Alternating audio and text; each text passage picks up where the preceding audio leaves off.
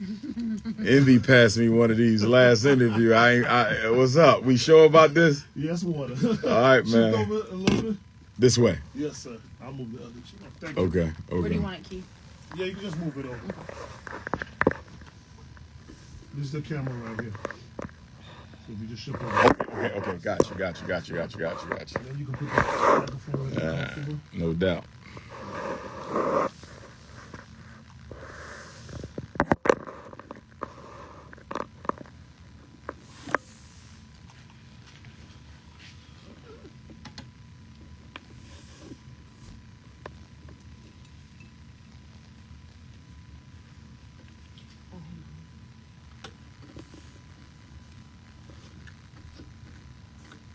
Can I get one of those? Yeah. Thank you so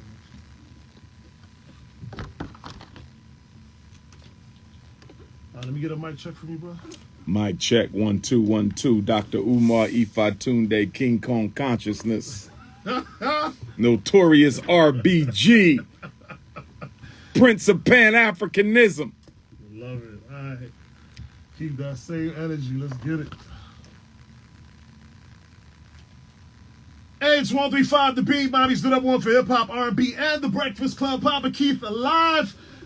This gentleman has an open invitation anytime he comes to Miami to come see me. He always takes advantage of it. I appreciate it. Way before he was doing the Breakfast Club, I might add. Yes, sir. You've been Yes, coming sir. Yes, to, sir. to Miami and to this radio Yes, station. sir. It's always a pleasure to have you. Dr. Umar Johnson in the building. Yes, indeed. Miami was good. South Florida, I'm in the building. Come on out tomorrow, 12 to 7. It's a celebration. Direct descendants of Africans enslaved in America. We're going to be at 2820 Northwest 167th Terrace tomorrow, Saturday from 12 to 7. Dr. Umar Speaks at 4. It's going to be games, food, vendors, a lot of good information for you outside under this beautiful Leo sun. Shout out to all my lions and lionesses out there. This is our season right now, and I'm just glad to be back again. That's what's up. And I'm actually going to be able to make it to this event because although we do the interviews, I never get a chance to make it to the event, so I'm excited about that. Yes, sir. So listen, you're going to the blackest city that we have. Miami Gardens. For the state. Yeah? That is correct, Okay, man. okay. More black people in Miami Gardens than any other city here in South Florida, man. So Powerful. it's a beautiful place to be, man. So, usually when you come in, we get to talk about what's happening. So, Yes, sir. Listen, fresh off of it, the announcement with Kamala Harris. Yes, sir. I would love to know, how do you feel about Joe Biden stepping down and Kamala Harris stepping up? Me personally, I believe the shadow government that really controls this country, because this country is not controlled by the Democrats or the Republicans, not the Supreme Court, the Congress, or the president. It's a shadow government. That includes the National Security Agency, that includes the Trilaterals, that includes the Council on Foreign Relations, that includes the Federal Reserve, the Rothschilds, the Rockefellers, and so forth and so on. They make the real calls. With that being said, I do believe that they wanted Biden to win a second term, but he's not being as successful as they intended he would be amongst the American public, and I think that's what forced the step down. Kamala Harris may be able to pull it off. If you look at her donations, the support that she's gathered, it looks like she might be able to pull it off with only 3.5 months to go. My biggest concern, though, if Donald Trump loses this race, I'm not too sure the MAGA folks are going to believe that it was an honest defeat. And so, therefore, I anticipate some sort of social unrest, whether he wins or loses, but especially if he loses. Wow, so you mean like America going to It war could with America? be. It may not be that bad, but I mean, if January 6th is any indication, if he loses to a candidate, in her first term running for president, only 3 months to campaign against a very popular Donald Trump. I always say that Kamala Harris is not as popular as they make her to be, and Donald Trump is not as unpopular as they try to make him to be. So it's going to be quite interesting. It's going to be very interesting. As far as the African-American community go, my brother, the American African people, we're going to lose regardless because we are not organized. The black vote is not organized. As you know, in a democracy, the majority rules. If you are a minority population, you have to organize your vote and speak as one in order to be heard. We're still not doing that. We're going back and forth over who we should vote for, failing to recognize that until the black vote gets organized, it'll never benefit us. Can I tell you something to that point? I do a podcast called That Part Podcast, and my co-host Janae Tate, I got to shout her out. Yes, sir. She's been saying the same way how there's Project 2025. Why is there not a black version of Project 2025 where we can publicly and openly say exactly what we want? You know, as a collective, or some leaders in the black, you know, population could come up and say, this is what we need for our people. That's because we are a group of individuals. We do not move out as a team. There's no solidarity. There's no group agenda. Everyone's pretty much out for themselves. And the other part of that, too, in order for us to make any measurable progress, you know, there has to be some sort of an economic sacrifice. We don't want to sacrifice economically. You know, we don't want to stop spending money on hair. We don't want to stop spending money on vacations. We don't want to stop spending money on Air Jordans and all these expensive, you know, European designer brands. In order for us to get to where we need to go, we have to weaponize our dollar. The black dollar hasn't been weaponized at least since the 1970s. So until we do that, nothing's going to change. These political candidates, they dance to the tune of the people who finance their campaigns. Oh, yeah. And they dance to the tune to the organizations whose vote is organized. We neither use our money nor our strength to demand anything from them. So why should they respond? Well, I'll push back a little only to say that it's many years and billions of dollars in brainwashing. Oh, that for has sure. Been, you know, put For why sure. it's such a struggle for black folks to be able to ramp up and get to that point. Now, I know we can't map this out here today. True. But what would you say would be a good start for us as a people to at least, you know, get that going? I think, first of all, we have to separate those of us who are truly serious and committed to some sort of radical transformation of the black reality.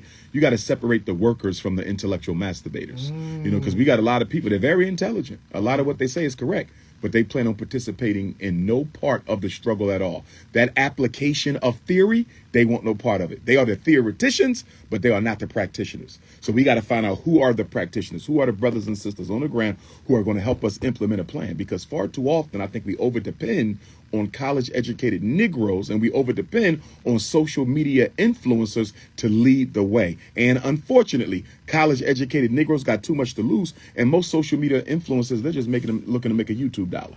Wow. I mean, yeah. Yeah, yeah. I mean, yeah. I appreciate it. I definitely wanted to, you know, touch on some current affairs, but we have some other current affairs because you're coming back to South Florida in August for something that affects August Florida. 6th. Yes, sir. Brendan Depper. All right. So can you please talk about Absolutely. 2 February 21st is ago, on the very day that Brother Malcolm, El Hajj Malik El Shabazz, was assassinated, the anniversary of that, Brendan Depp, a 17-year-old black boy, assaulted his teacher's assistant because she took his Nintendo Switch. But what nobody, and as a result of that, he was charged with a felony, upgraded from juvenile to adult, even though he was 17. What nobody's talking about is that this young man was diagnosed with autism.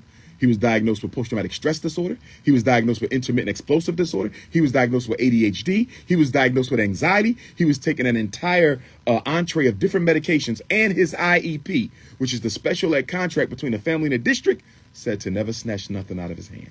This was in the IEP. Wow. Never snatch anything out of his hand. You will trigger his PTSD. So why did they snatch the video game out of his hand? I'm going to go a step further. Why was Brendan Depper even allowed in that school? As a child with that many type of disabilities, speaking as a school psychologist, do you know where they belong? In a private school. Why was Brendan Depper sitting in a regular public school that didn't have the facilities or the staff to meet his needs? Because those folks in that school didn't want to spend the money on that black boy.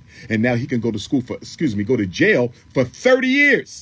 Because of that assault, which would have never happened if the teacher would have followed the IEP. And at the first court hearing where I was, his attorney, the defense attorney, asked the teacher, "Did you read his IEP?" Guess what she said? She never looked at it.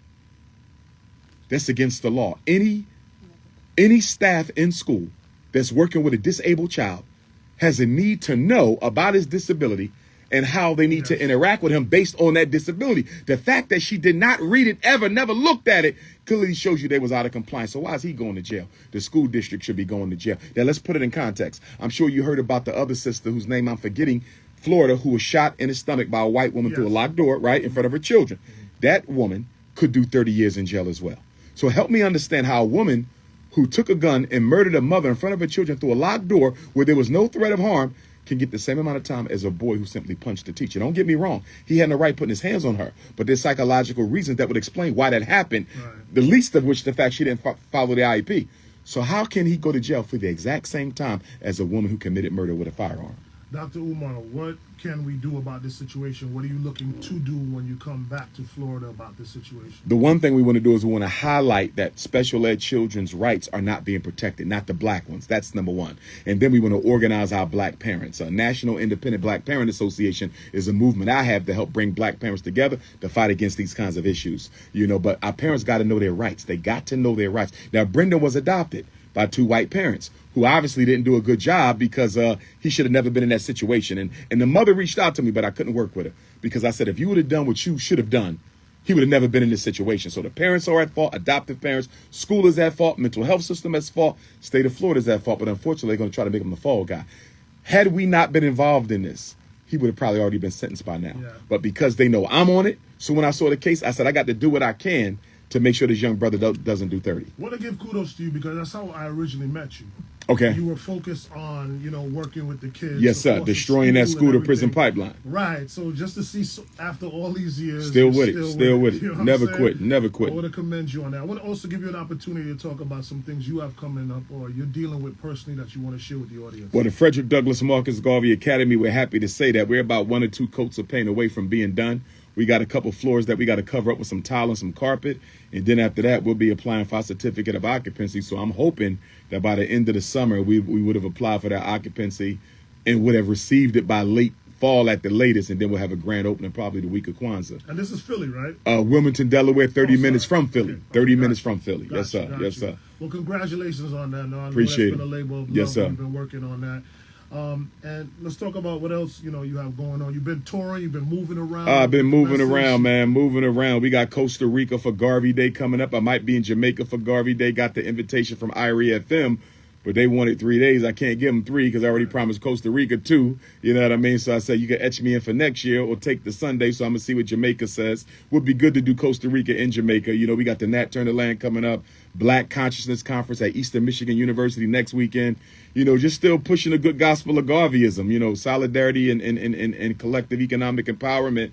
And I just can't wait for the school to get open, bro. What's up, yeah. I'm also going to start doing a lot of healing retreats. We got a lot of people suffering from anxiety, abandonment, abuse, sex abuse, emotional abuse, trauma, self-mutilation, suicide.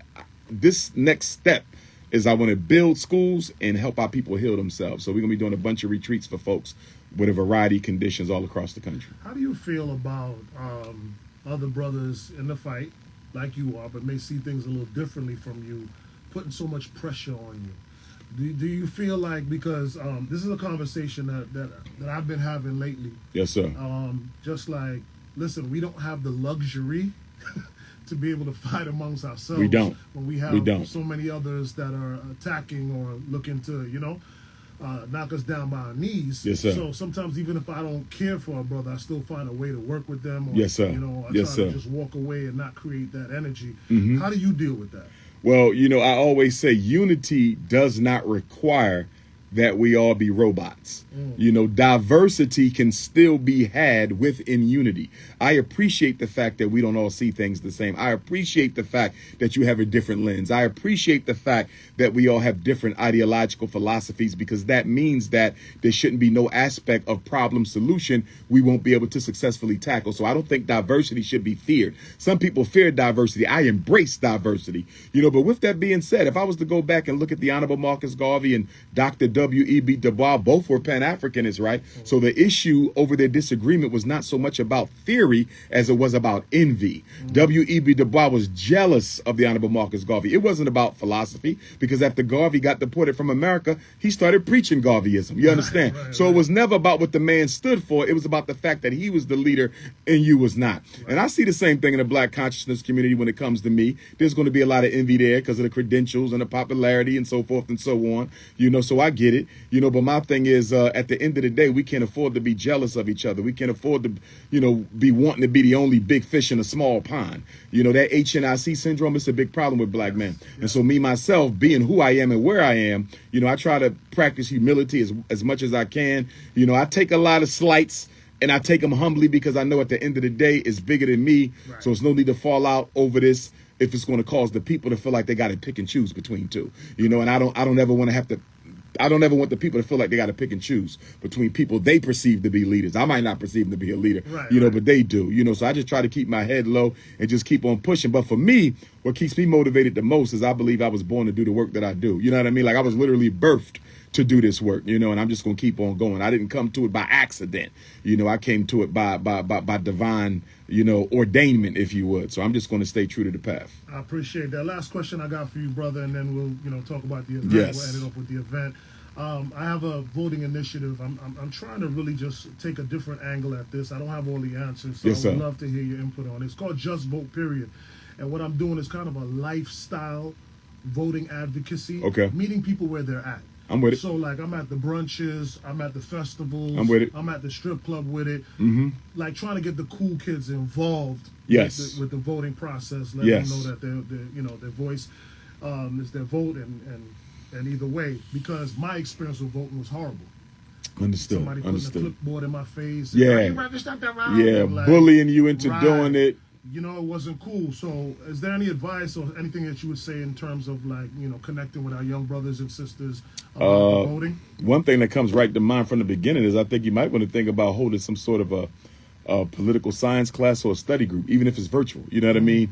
Have them develop a philosophical ideology around how they're going to use their vote after they're registered, because people always talk about voting, but we never talk about what is the agenda behind our vote. Is this just another empty exercise to make us feel like we're part of America? Right. Because for a lot of black people, I think they're voting simply because it's the one thing that they do that makes them feel that they're part of America. Because, we're very, neurotic about our Americanism because authentically it's not there. It's only on paper. It's not in practice. But with the young people, to your question, I think a study group would go well with that. Let's come together and study, even if it's just once a month, even if it's on Zoom, get them on there. What do y'all think? How do we organize our vote? What should we be standing for? How can we make our voice count?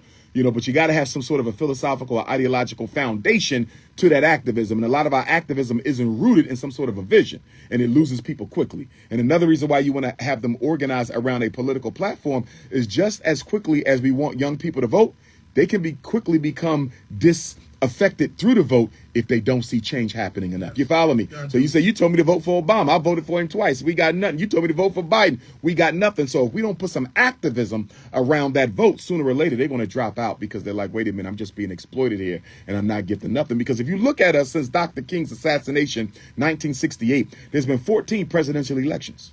14 presidential elections. What have black people gotten from it?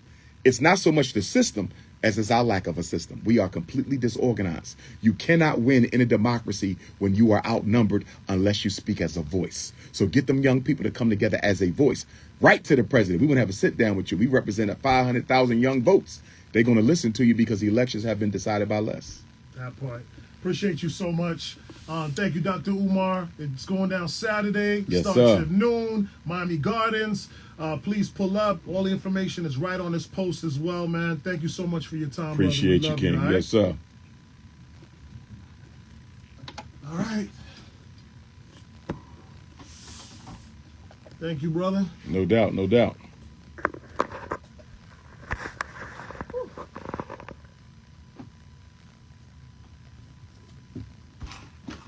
Turn your airdrop on. Yeah.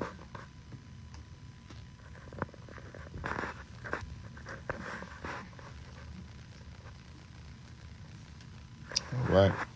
Is that a wrap for the interview? Oh, yeah. So what about the organization? The organization's portion.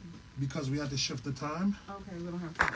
right? But I was pushing the event, and then what we clip out, and you're here. Okay. So I can do whatever you need me to do. Should I send you the link to the Eventbrite? Absolutely. I was going to Okay. do it anyway. Okay. But if you want to send it to me, it just makes it easier. Yeah, no, I'll send you the link. I'll send you the link. All right? Something happened to me with this liquid death. I'm coming back to get you Is guys. this a gift for him? No, that was already there. Oh, They've been munching on that. They've been munching on that. Dr. Umar, All right. Bulletproof. Pleased to meet you, DJ Bulletproof. Yes, sir. Yes, sir.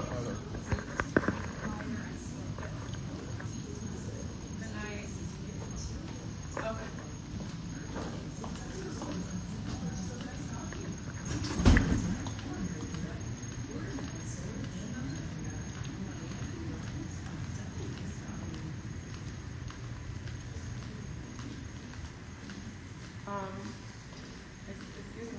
Yes. You're on the live. We still on the live from the end. There goes Charlemagne right there. Shout out to See the God.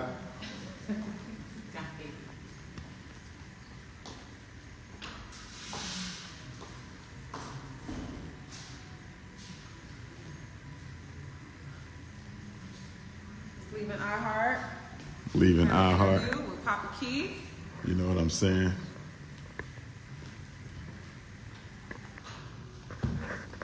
And I need to get put on the Iheart Media payroll because this is my third or fourth Iheart interview this month. So somebody need to call Iheart and tell them Dr. Umar better get put on the payroll for bringing y'all millions and millions of views. I need to be on your payroll for bringing you millions and millions of views. Iheart Media, you feel me?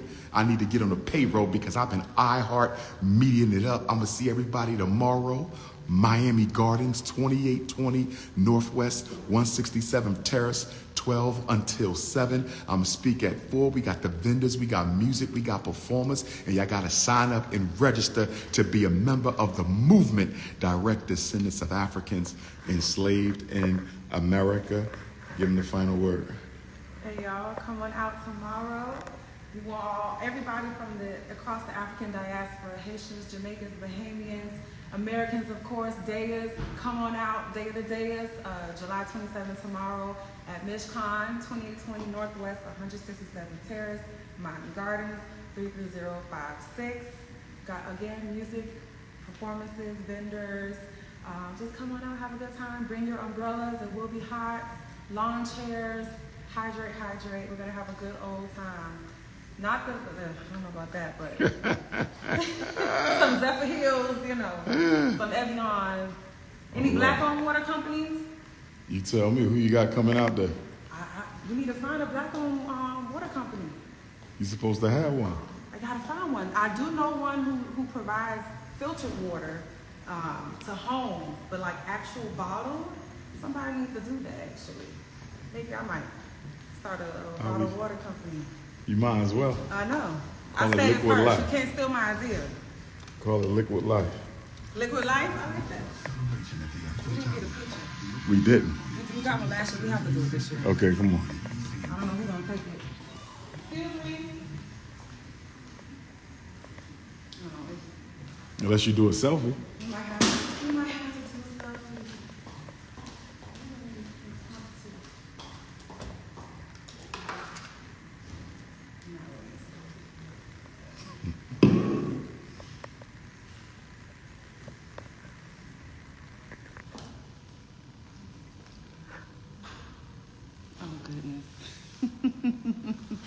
Did you get Let me see. How many people on 378? Okay, I'm a black person. No way. I know her. That's my friend. Hey, I know her long. Yeah. Come tomorrow. Oh, look at me like that's my phone. Did you take the picture? I took a video. I need somebody to take it for us. Excuse me, could you take a photo for us? Hi, could you take a photo of us, please? Oh yeah, right there. Thank you. Okay. So kind.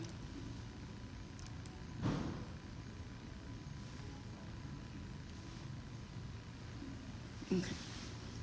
Sorry, were you trying to catch that attention before? I was. I just saw it like a shadow. I didn't know who it was. I knew it was somebody. Yeah. Thank you so much. If we could also get some with flash. And then the red entrance is beautiful.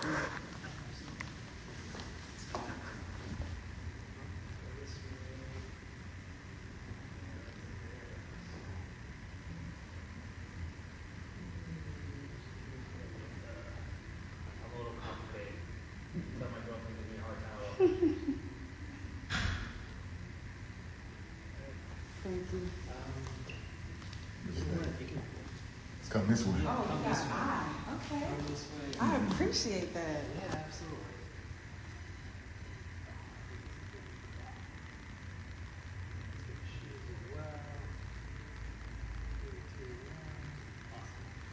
Thank you. Appreciate you, man. So thank you so much.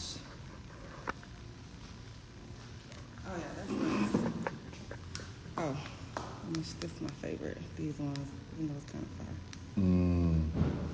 Text me one to post. Next one in here. Yes. Oh, you remember? I didn't want to pester you. No. Where? So kind. What kind of this? Oh, okay. Do you want to get the Iheart in the back, or do you want to get? I do want to see the heart. You do want to see that? Okay. Yeah. Yeah. Here we go.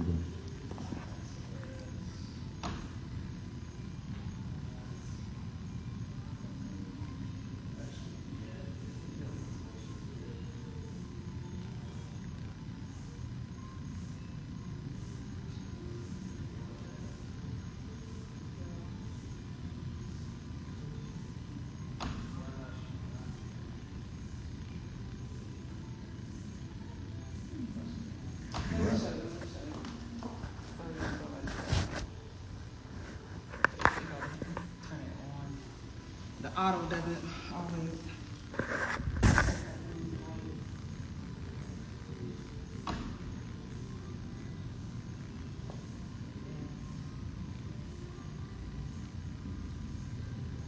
Thank you. Right. They're great. Yeah, thank you so much. Appreciate you, bro. Well, that's really nice. Hit him again. Yes. Ah.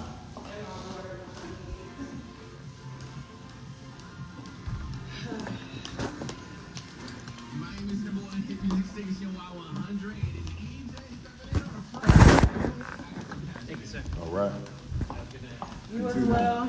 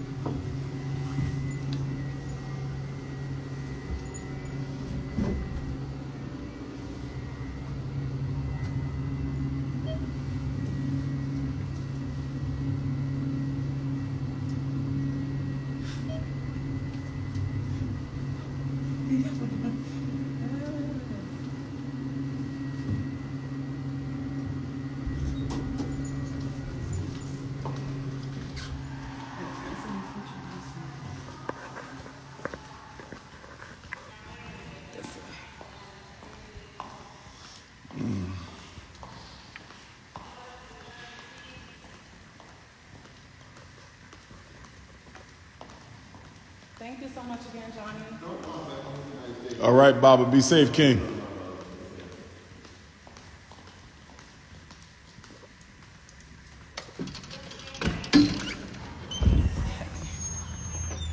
Smell like a pool out here.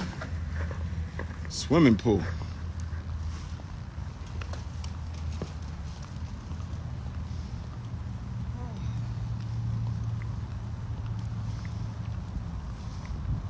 Somebody said, why you keep making those noises?